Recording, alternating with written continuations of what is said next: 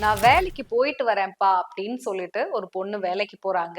திரும்பி வருவாங்கன்னு அவங்க அப்பா அம்மா வெயிட் பண்ணிட்டு இருக்காங்க. ஆனா பொண்ணு வரல. ஃபோன் கால் தான் வருது. உங்க பொண்ணுக்கு உடம்பு சரியில்ல. ஹாஸ்பிட்டல்ல வச்சிருக்கோம் அப்படின்னு சொல்லிட்டு சொல்றாங்க.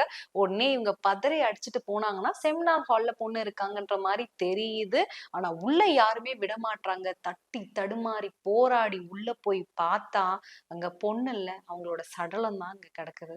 இந்த பொண்ண ஹாஸ்பிட்டல் பெட்ஷீட்ல மூடி வச்சிருக்காங்க. அவங்களோட துணிகள்லாம் பின்னாடி கிடக்குது. முடி பாத்தீங்கன்னா கொத்து கொத்தா அங்கங்க கிடக்குது. இதை தாண்டி கண்ல இருந்து ரத்தம் வர மாதிரி இருந்திருக்கு.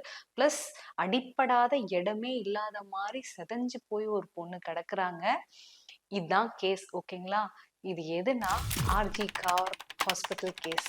கரெக்டா சொல்றீங்க. அதை பத்தி இப்ப ஏன் நம்ம பேசுறோம் அப்படின்னு பாத்தீங்கன்னா, அதுக்கான ஜட்ஜ்மெண்ட் இப்பதான் வந்திருக்கு. இந்த கேஸ்ல அந்த அக்யூஸ்டுக்கு லைஃப் இம்ப்ரிசன்மெண்ட் கொடுத்திருக்காங்க. அதுல என்ன சொல்லியிருக்காங்கன்னு பாத்தீங்கன்னா, எஸ் அவர் வந்து ப்ரூட்டலா ஒரு காரியத்தை பண்ணியிருக்காரு. ஆனா அவருக்கு ஒரு சான்ஸ் கொடுக்கணும் நம்ம திருந்துறதுக்காக. நம்ம வந்து பழிக்கு பழி வாங்க கூடாது. என்னதான் அவர் பண்ணாலும் இது வந்து ரேரஸ்ட் ஆஃப் ரேர் கேஸ் டாக்டரினுக்கு கீழே பச்சன் சிங் கேஸ்ல வரல அப்படின்னு சொல்லிட்டு இவங்க டெத் பெனால்டி கொடுக்காம லைஃப் இம்ப்ரிசன்மெண்ட் கொடுத்திருக்காங்க. சோ அந்த பொண்ணுக்கு நடந்த கொடுமைக்கு இவங்க நியாயம் கொடுத்துட்டாங்களா?